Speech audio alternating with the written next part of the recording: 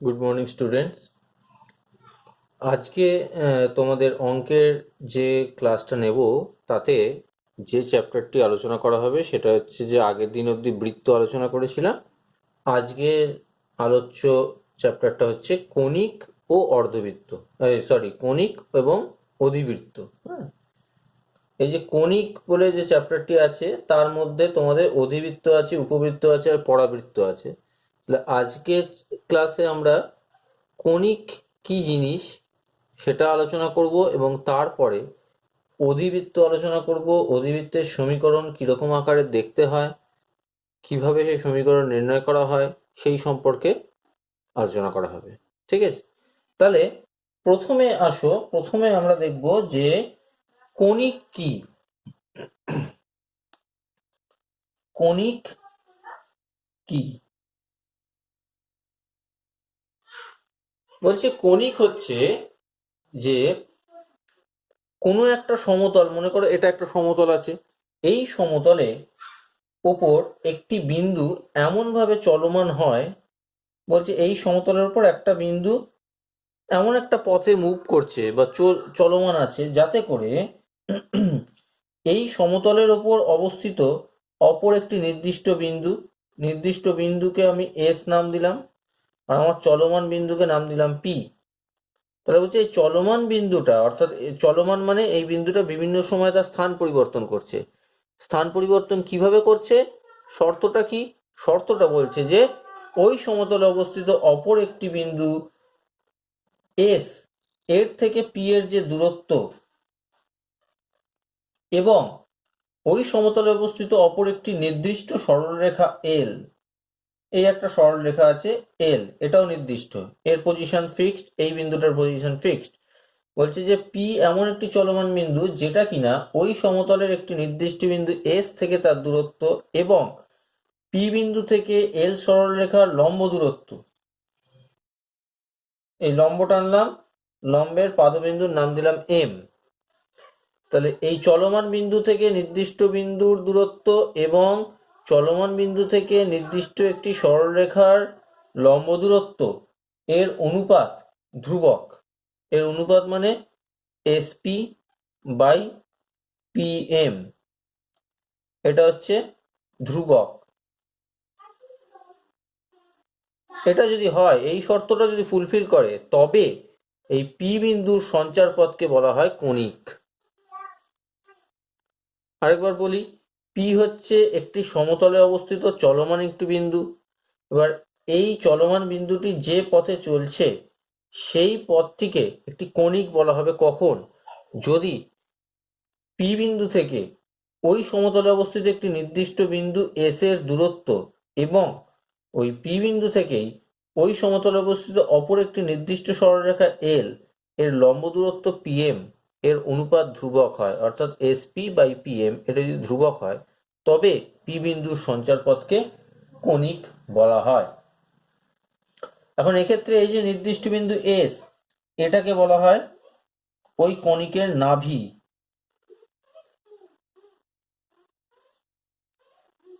ওই কণিকের নাভি।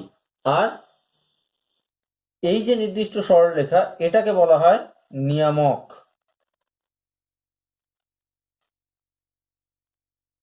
নিয়ামক। তাহলে দুটো টার্ম পেলাম, একটা হচ্ছে নাভি আর একটা হচ্ছে নিয়ামক। তাহলে এই যে নির্দিষ্ট বিন্দু ওই সমতলের, তাকে বলা হয় নাভি, এবং এই নির্দিষ্ট সরলরেখা একে বলা হয় নিয়ামক। আর এসপি বাই পিএম, এই যে অনুপাতটা ধ্রুবক বলেছে, এই অনুপাতটার একটা নাম দেওয়া হয় স্মল ই। স্মল ই হচ্ছে উৎকেন্দ্রতা।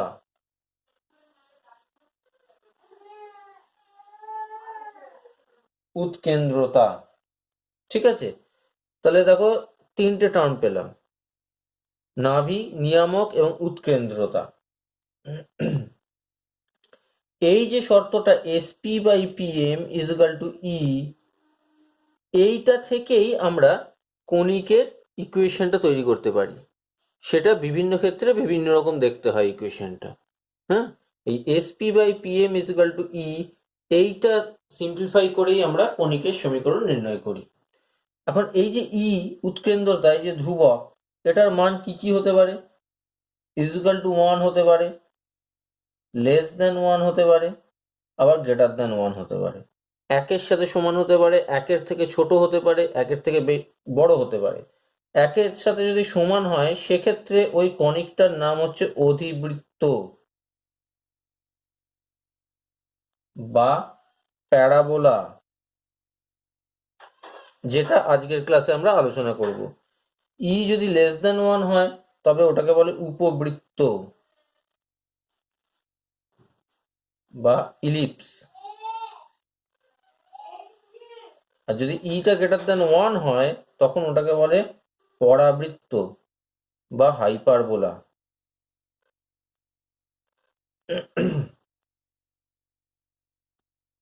ঠিক আছে, তো মেনলি এই 3 রকম কণিক হয় এর মানের উপর নির্ভর করে। এর মান যদি 1 এর সাথে সমান হয় তখন হচ্ছে অধিবৃত্ত বা প্যারাবোলা, লেস দেন 1 হলে অর্থাৎ এই অনুপাতটা যদি 1 এর থেকে ছোট হয় তাহলে উপবৃত্ত বা ইলিপস, আর এই অনুপাত যদি 1 এর থেকে অধিক হয় তাহলে পরাবৃত্ত বা হাইপারবোলা। তো আমরা আজকে এই ক্লাসে প্যারাবোলা বা অধিবৃত্ত সম্পর্কে আলোচনা করব।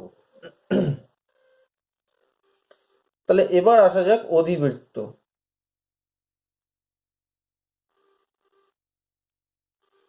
অধিবৃত্ত আলোচনা করতে গেলে প্রথমেই আসা যাক কতগুলো টার্ম আমরা আগে জেনে নিই। ফার্স্ট হচ্ছে অক্ষ। অক্ষ কি জিনিস? একটা অধিবৃত্তের অক্ষ কি?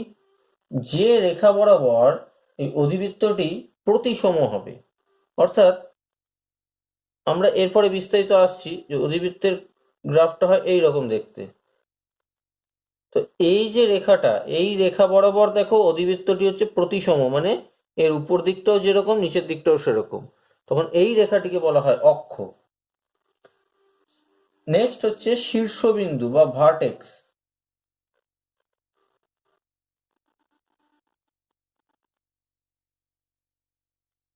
শীর্ষবিন্দু বা ভার্টেক্স কি? এই যে অধিবৃত্তটি এই অক্ষকে যে বিন্দুতে ছেদ করে, এই যে এই বিন্দুটাকে বলা হয় ওই অধিবৃত্তের শীর্ষবিন্দু বা ভার্টেক্স।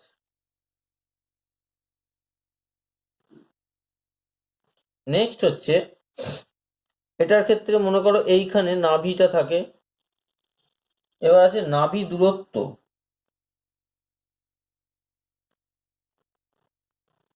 নাভি দূরত্ব বা ফোকাল লেন্থ। নাভির ইংরেজি হচ্ছে ফোকাস,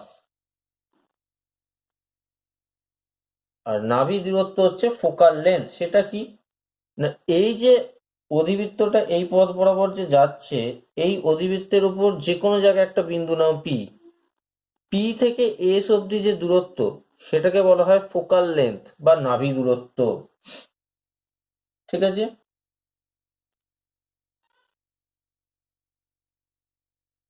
নেক্সট হচ্ছে নাভিগামী জ্যা। নাভিগামী জ্যা কি না, যে কোনো অধিবৃত্তটির যে কোনো একটা জ্যা, আমি আবার একটা অধিবৃত্ত টানলাম, এইখানে হচ্ছে নাভি এস বা ফোকাস, তাহলে এইখান থেকে এরকম ভাবে একটা টানলাম, তাহলে এটা হচ্ছে একটা জ্যা, এটা হচ্ছে নাভিগামী জ্যা। যে জ্যাটি নাভি দিয়ে পাস করবে বা বা ফোকাস দিয়ে পাস করবে তাকে বলে নাভিগামী জ্যা। নাভি লম্ব।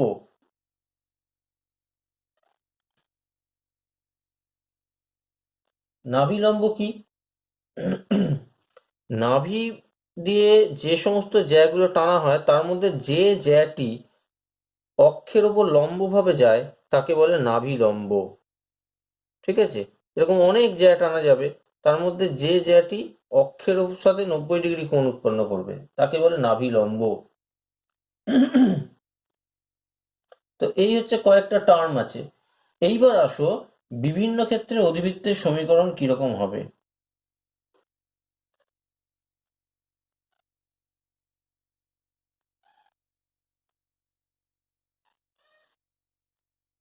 বিভিন্ন ক্ষেত্রে অধিবৃত্তের সমীকরণ।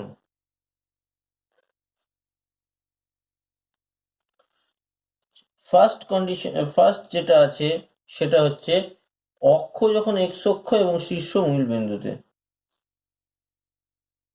অক্ষ এক্স অক্ষ বরাবর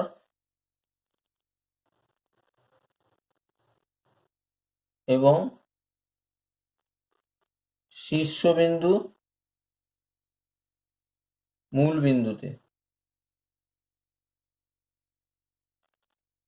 তাহলে প্রথম যেটা আমরা দেখব যে যে অধিবৃত্তের ক্ষেত্রে অক্ষটি হবে এক্স অক্ষ বরাবর এবং শীর্ষবিন্দুটি হবে মূল বিন্দুতে, তার ছবিটি কিরকম দেখতে হবে বা তার সমীকরণটি কিরকম হবে।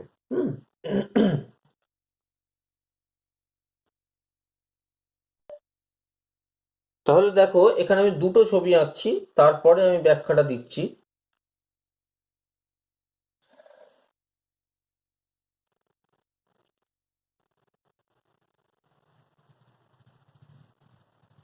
এদিকটা হচ্ছে ধনাত্মক এক্স অক্ষ, এদিকটা হচ্ছে ঋণাত্মক এক্স অক্ষ, এটা ধনাত্মক ওয়াই, এটা ঋণাত্মক ওয়াই।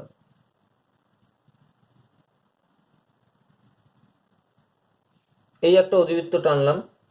এটা হচ্ছে কিরকম অধিবৃত্ত, এর অক্ষ হচ্ছে এক্স অক্ষ বরাবর এবং এক্স অক্ষের ধনাত্মক দিকে গেছে এটা। আর শীর্ষবিন্দু হচ্ছে মূল বিন্দুতে, এই যে শীর্ষবিন্দু, শীর্ষবিন্দু হচ্ছে মূল বিন্দুতে। আর আরেকটা হয়,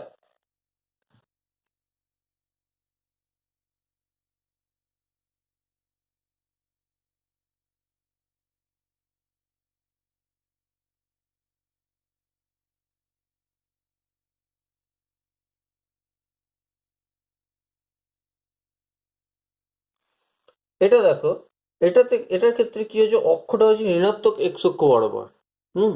আর মূল বিন্দু হচ্ছে শীর্ষবিন্দুতে, ওটা সেম। তো এই যে দুটো কেস, এই মূল বিন্দু এ এর স্থানাঙ্ক হচ্ছে 0,0। আচ্ছা, নেক্সট কি কি জিনিস আসবে, একটা আসবে হচ্ছে ফোকাস বা নাভি এস, যার স্থানাঙ্ক আমি নিলাম a,0।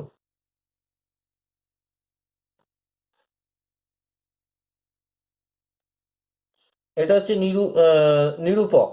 হুম এটা হচ্ছে নিরূপক। দেখো এটা তো মূল বিন্দু 0,0, এই অবধি হচ্ছে এ দৈর্ঘ্য, ওই জন্য এস এর স্থানাঙ্ক a,0। একই ডিস্টেন্সে এদিকে এই বিন্দুটা আছে, তাহলে এটা হচ্ছে x ইকুয়াল টু মাইনাস এ। তাহলে এর সমীকরণটা হবে x ইকুয়াল টু মাইনাস এ। আর এর ওপর যে কোনো বিন্দু পি নিতে পারো, সেটা স্থানাঙ্ক হবে এক্স ওয়াই, ওটা আলাদা করে মেনশন করার কিছু নেই। আর নাভি লম্ব আর কি, নাভি লম্ব যেটা, সেটা হচ্ছে নাভিগামী যে জায়গাটি এক্স অক্ষের ওপর লম্ব, সেটা এর স্থানাঙ্ক কি হবে, এই বিন্দুটার স্থানাঙ্ক হবে a,2a। আর এল ড্যাশ এটার স্থানাঙ্ক হবে a,-2a। ঠিক আছে, এই হচ্ছে কয়েকটা জিনিস। আর এর ক্ষেত্রে কি হবে, এর ক্ষেত্রে এইটাই হচ্ছে শীর্ষবিন্দু 0,0 একই। আচ্ছা, এদিকে হবে হচ্ছে এর ফোকাস বা নাভি, যার স্থানাঙ্ক হবে -a,0। আচ্ছা, আর নিরূপকটা হবে এদিকে, এটার স্থানাঙ্ক হবে এটার সমীকরণ হবে x ইকুয়াল টু a। নাভি লম্ব যদি ড্র করি, তাহলে এটা নাভি লম্বের প্রান্তবিন্দু দ্বয়ের স্থানাঙ্ক হবে -a,2a। আর এদিকে এল ড্যাশটা হবে -a,-2a। এবার হচ্ছে এই দুটোর ক্ষেত্রে কি কি জিনিস আছে দেখো। এক নম্বর হচ্ছে শীর্ষবিন্দু। শীর্ষবিন্দু এর ক্ষেত্রে যেটা হচ্ছে ধনাত্মক এক্স অক্ষের দিকে যার অক্ষ, সেটার ক্ষেত্রে শীর্ষবিন্দু কত হবে, 0,0। এর ক্ষেত্রে শীর্ষবিন্দু হবে 0,0। নাভি স্থানাঙ্ক, নাভি স্থানাঙ্ক ধনাত্মক দিকে যদি অক্ষ থাকে, তাহলে তার জন্য নাভি স্থানাঙ্ক হচ্ছে a,0। আর দ্বিতীয়টার ক্ষেত্রে হচ্ছে -a,0। নেক্সট হচ্ছে নাভি লম্ব। নাভিলম্বের দৈর্ঘ্য কত হবে? দেখো নাভিলম্ব মানে এটা স্থানাঙ্ক কি আছে, এই প্রান্তের স্থানাঙ্ক a, 2a, এই প্রান্তের স্থানাঙ্ক a, -2a, তাহলে টোটাল হাইটটা কত হবে? 4a। এর ক্ষেত্রেও তাই, 4a। নিয়ামক, নিয়ামকের সমীকরণ কি হবে? প্রথমটার ক্ষেত্রে x -a, এর ক্ষেত্রে হচ্ছে x a। অক্ষ, অক্ষ হচ্ছে ধনাত্মক x অক্ষ, এর ক্ষেত্রে দ্বিতীয় ক্ষেত্রে অক্ষ হচ্ছে ঋণাত্মক x অক্ষ।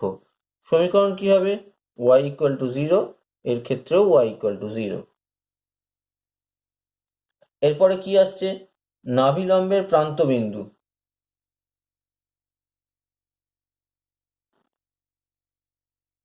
নাভিলম্বের প্রান্ত বিন্দু।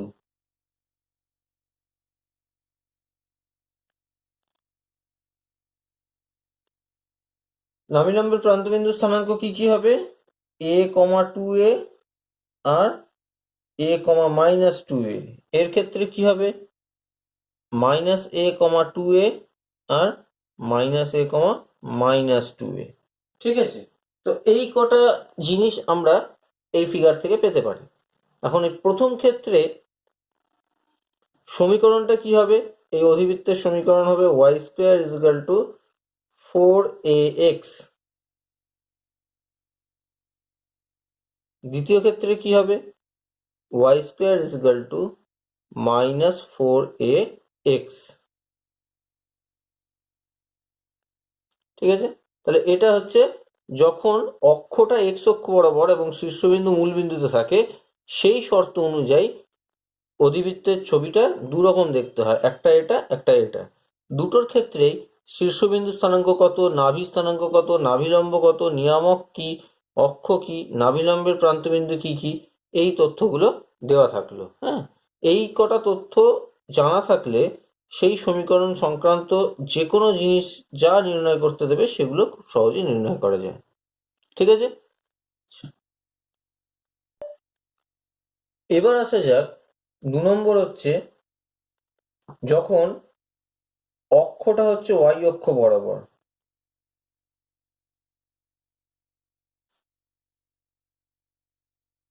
অক্ষটা হচ্ছে y অক্ষ বরাবর এবং শীর্ষবিন্দু হচ্ছে মূল বিন্দুতে।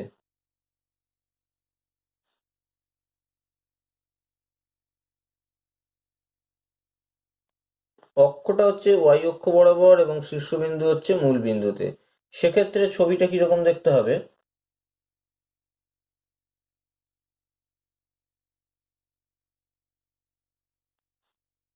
ধনাত্মক x অক্ষ, ধনাত্মক y অক্ষ, অধিবৃত্তটি দেখতে হবে এইরকম। আর যদি ঋণাত্মক y অক্ষের দিকে হয়,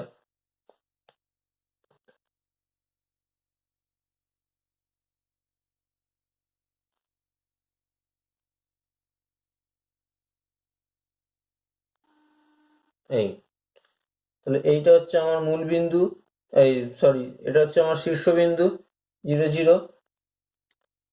এক্ষেত্রে এইটা হচ্ছে ফোকাস এস, যার স্থানাঙ্ক হবে 0, a। ওখানে ছিল a, 0, এখানে হচ্ছে 0, a। এই ক্ষেত্রে শীর্ষবিন্দু হবে 0 0, ফোকাসটা হয়ে যাবে এস 0, -a। এটা হলো। আর হচ্ছে নিয়ামক, নিয়ামক হয়ে যাবে এটা, এটা সমীকরণ হয়ে যাবে y = -a। আর এর ক্ষেত্রে নিয়ামকের সমীকরণ হবে y = +a। আচ্ছা, নাভিলম্ব, নাভিলম্বের প্রান্তবিন্দু দুটো কি কি হবে? l, l'। l এর স্থানাঙ্ক কত হবে? 2a, a। আর এদিকটা হবে -2a, a। একইভাবে এর ক্ষেত্রে নাভিলম্ব যদি ড্র করা হয় তাহলে এটা এদিকে হবে 2a, -a, আর এদিকে হচ্ছে -2a, -a। তাহলে আগের মতোই শীর্ষবিন্দু স্থানাঙ্ক, এর ক্ষেত্রেও 0 0, এর ক্ষেত্রেও 0 0। নাভি স্থানাঙ্ক হবে 0, a, এর ক্ষেত্রে হবে 0, -a। নাভি লম্বের দৈর্ঘ্য দুই ক্ষেত্রেই 4a।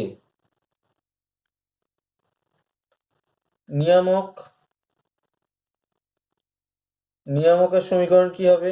এর ক্ষেত্রে y -a, এর ক্ষেত্রে y a। অক্ষ হচ্ছে এখানে x 0, x 0। নাভি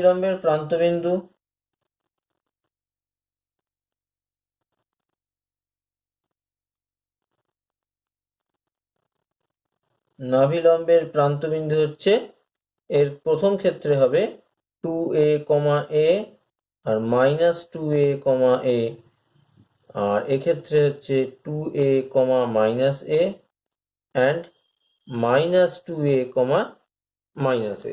ঠিক আছে? তাহলে এই হচ্ছে যে যখন অক্ষটা y অক্ষ বরাবর আর শীর্ষবিন্দু যখন মূল বিন্দুতে, তখন হচ্ছে এই দুই রকম হতে পারে অধিবৃত্ত। এদের সমীকরণ কি হবে? প্রথমটার ক্ষেত্রে সমীকরণ হবে x square is equal two 4ay, এর আগেরটাতে ছিল y square is equal to 4ax। এখানে x square is equal two 4ay, আর এটা হবে x square is equal two -4ay।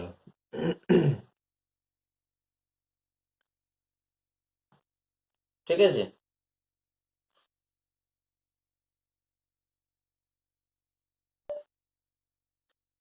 Next দেখো, এরপরে যেটা আসছে সেটা হচ্ছে যে ধরো কোথাও বললো অক্ষ হচ্ছে x অক্ষ বরাবর,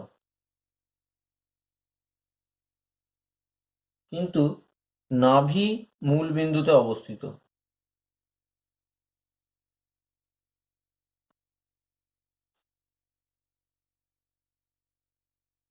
এতক্ষণ যে চারটে কেস পড়লাম, এই কেসগুলো, এগুলোতে ছিল শীর্ষবিন্দুটি মূল বিন্দুতে অবস্থিত, কিন্তু এখন বলছে যে নাভি যদি মূল বিন্দুতে অবস্থিত হয় সেক্ষেত্রে কি হবে? সেক্ষেত্রে ছবিটা হবে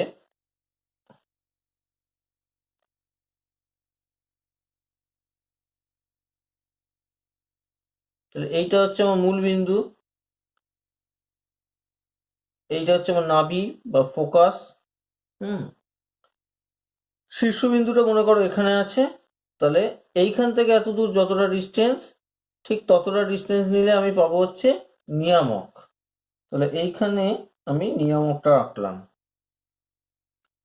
শীর্ষবিন্দু স্থানাঙ্ক এ নাম দিলাম a। এবার যদি আমি অধিবৃত্তটা অঙ্কন করি, হলো এই বিন্দুটার নাম দিলাম z, এর ওপর একটা বিন্দু, যে কোনো একটা বিন্দু pxy নেওয়া হলো। তাহলে এক্ষেত্রে আমার অধিবৃত্তের সমীকরণ কিরকম হবে? তার জন্য আমাকে এসপি আর পিএমটা আগে আঁকতে হবে। এসপি আঁকলাম, পি থেকে এর নিয়ামকের উপর লম্ব টানলাম, এটা হয়ে গেল পিএম। পি থেকে অক্ষের ওপর একটা লম্ব টানলাম, এটার নাম দিলাম এন। এন এর স্থানাঙ্ক কত হবে? এক্স, 0 হলো। এখন সমীকরণটা কিভাবে বেরোবে? SP is equal two PM আমরা জানি, তাই তো? SP is equal two PM. এবার পিএম মানে কত? পিএম কে এনজেড লেখা যেতে পারে, দুটো সেম। ঠিক আছে? এবার এনজেড মানে কি? এনজেড মানে হচ্ছে এনএস প্লাস এসজেড। ভাঙলাম, এনএস প্লাস এসজেড। এনএস মানে কত? এসটা তো মূল বিন্দু, তাহলে এনএস স্থানাঙ্ক এক্স, 0, তাহলে এনএস মানে হচ্ছে এক্স প্লাস এসজেড কত? এস থেকে জেড অবধি, এটা কত হবে? এই দূরত্বটা যদি এ একক হয় তাহলে এটাও এ একক, তাহলে মোট হচ্ছে 2a। তাহলে 2a হলো। তাহলে এবার এসপি স্কোয়ার করো, এক্স এত স্কোয়ার। এসপি মানে কি? এস থেকে পি বিন্দুর দূরত্ব এক্স ওয়াই, তাহলে x square plus y square is equal to x plus 2a এর whole square is equal to x square plus 4ax plus 4a square. কেটে গেল, তাহলে y square is equal to 4a into a plus x বা x plus a, এইটাই হচ্ছে আমার সমীকরণ। Y square is equal to 4a into a plus x. ঠিক আছে, একইভাবে অক্ষটা যদি ওয়াই অক্ষ হয় এবং নাভি যদি মূল বিন্দুতে থাকে, সেটার সমীকরণ কি হবে? X square is equal to 4a into y plus a, এইটা। ওকে, নেক্সট যেটা আছে সেটা হচ্ছে এমন একটা অধিবৃত্ত বলেছে যার ক্ষেত্রে অক্ষ হচ্ছে এক্স অক্ষ বরাবর, আর কি নিয়ামকটা কোথায় আছে? ওয়াই অক্ষের ওপর।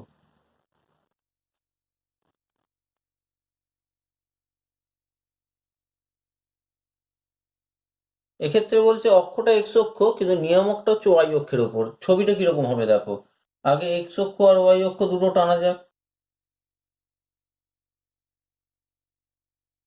এক্স অক্ষ, ওয়াই অক্ষ, এইখান থেকে আমি অধিবৃত্তটা ড্র করলাম।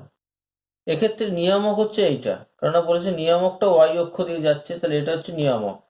নিয়ামকের এটা জেড বিন্দু, যার স্থানাঙ্ক হবে 0 0, কারণ এটা মূল বিন্দু।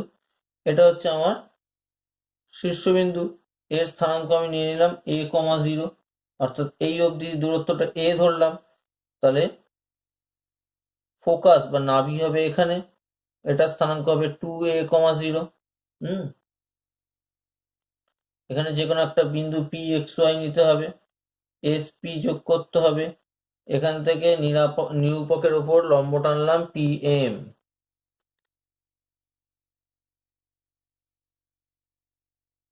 n এর স্থানাঙ্ক হচ্ছে x plus 2a, 0, sorry x plus 2a না x। তাহলে এইখান থেকে যদি তুমি আগের প্রসেসেই যদি করো, সেক্ষেত্রে সমীকরণটা আসবে y square is equal to 4a into x minus a, y square is equal to 4a into x minus a. ঠিক আছে, এরকম বিভিন্ন শর্তে সমীকরণটা দেখো পাল্টে যাবে। ইন জেনারেল আমাদের সমীকরণটা হয় y square is equal to 4ax, কিন্তু যখনই শর্তগুলো পাল্টে যাচ্ছে তখনই তার করসপন্ডিং সমীকরণটার আকারটাও চেঞ্জ হয়ে যাচ্ছে। তাহলে এই শর্তে, অর্থাৎ অক্ষটা এক্স অক্ষ সেটা তো আগের মতোই আছে, নিয়ামক যদি ওয়াই অক্ষের ওপর হয়, অর্থাৎ নিয়ামক যদি মূল বিন্দু দিয়ে যায়, তখন সমীকরণটা এটা হয়ে যাবে। একইভাবে অক্ষ যদি ওয়াই অক্ষ হয়, সেক্ষেত্রে করসপন্ডিংলি তোমাকে চেঞ্জ করে নিতে হবে। নেক্সট হচ্ছে, মনে করো তোমাকে বলে দিল যে অক্ষটি হচ্ছে, অধিবৃত্তের অক্ষটি হচ্ছে ধনাত্মক এক্স অক্ষের সমান্তরাল।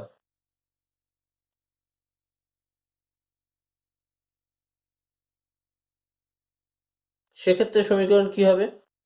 যেই ধনাত্মক এক্স অক্ষের সমান্তরাল হয়ে যাচ্ছে, তখন ওর যে শীর্ষবিন্দু সেটা কিন্তু আর মূল বিন্দুতে থাকছে না। তাহলে ধরো শীর্ষবিন্দু স্থানাঙ্ক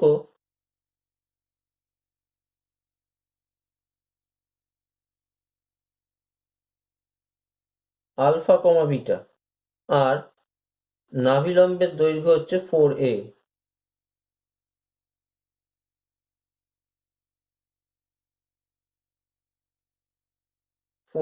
সেক্ষেত্রে সমীকরণটা হবে y minus beta whole square is equal to 4a into x minus alpha। এটা একদম প্রথম কেসের মতোই, শুধু পার্থক্য কোথায়? অক্ষটা হচ্ছে ধনাত্মক এক্স অক্ষ ছিল, এখানে হচ্ছে ধনাত্মক এক্স অক্ষের সমান্তরাল, আর শীর্ষবিন্দু স্থানাঙ্ক হচ্ছে আলফা বিটা, নাভিলম্বের দৈর্ঘ্য 4a। তাই সমীকরণ হয়ে যাবে y minus beta whole square is equal to 4a into x minus alpha। একইভাবে অক্ষটা যদি ঋণাত্মক এক্স অক্ষের সমান্তরাল হয়, তাহলে এইটাই পাল্টে যাবে y minus beta whole square is equal to minus 4a into x minus alpha।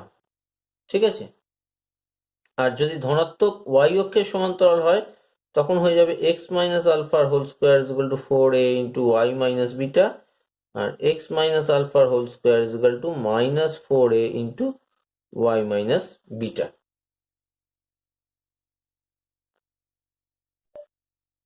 ঠিক আছে, তাহলে বোঝা গেল। এবার নেক্সট যে টপিকটা আছে সেটা হলো to find the locus represented by y equal to ax square plus bx plus c বা x is equal to ay square plus by plus c। এই আকারে যদি থাকে কোথাও ইকুয়েশনটা, তাহলে এটাকে অধিবৃত্তের স্ট্যান্ডার্ড ফর্ম যেটা, সেই স্ট্যান্ডার্ড ফর্ম মানে এই যে y square is equal to 4ax বা x square is equal two 4ay, এই আকারে কিভাবে নিয়ে আসবে। যেমন ধরো এটা y equal to ax square plus bx plus c, এটা দেওয়া আছে তো। যেহেতু এক্স স্কোয়ার এটা আনতে হবে, তাহলে এ দিয়ে ভাগ করব পুরোটাকে, তাহলে x square plus b x by a plus c by a is equal to y by a, একটা হোল স্কোয়ার আনতে হবে। X square plus 2 into x into b by 2a plus b square by 4a square, এটা add করলাম, আবার একটা subtract করতে হবে balance করার জন্য, plus c by a is equal to y by a, বা x plus b by 2a তার whole square is equal to 1 by a into y minus c plus b square by 4a,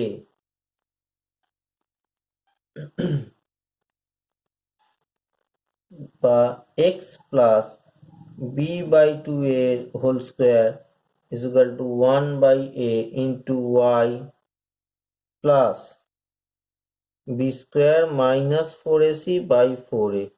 এটা এখন এটাকে এই আকারের সাথে যদি তুলনা করো, এক্স মাইনাস আলফার whole square is equal to 4a into y minus বিটার হোল স্কোয়ার, এর সাথে যদি তুলনা করো, তাহলে আলফা কমা বিটা কত হবে, অর্থাৎ শীর্ষবিন্দু স্থানাঙ্ক আলফা কমা বিটা কত হবে, minus b by 2a comma 4ac minus b square by 4a, এইটা হচ্ছে শীর্ষবিন্দু স্থানাঙ্ক। আর নাভিলম্বের দৈর্ঘ্য কত হবে, নাভিলম্বের দৈর্ঘ্য হবে 1 বাই a। ঠিক আছে, এই দুটো জিনিস এখান থেকে পাওয়া যাবে। আচ্ছা, এই এতক্ষণ অবধি যে আলোচনা করলাম এটা হলো অধিবৃত্ত সংক্রান্ত বিভিন্ন শর্ত অনুযায়ী কিভাবে সমীকরণের আকারটা চেঞ্জ হয়ে যায় বা সেটি দেখতে কতটা কি পাল্টে যায়, সেই আর কি বিভিন্ন রূপগুলো, অধিবৃত্তের যে যত রকম রূপ হতে পারে সেইগুলো নিয়ে আলোচনা করা হলো, এবং সেক্ষেত্রে ইকুয়েশনের ফরম্যাটটা কিরকম হয় সেটা দেখানো হলো। তো আজকে এই পর্যন্তই। এই সংক্রান্ত বেশ কিছু অঙ্ক আবার পরের ক্লাসে তোমাদের সঙ্গে আলোচনা করব। ঠিক আছে।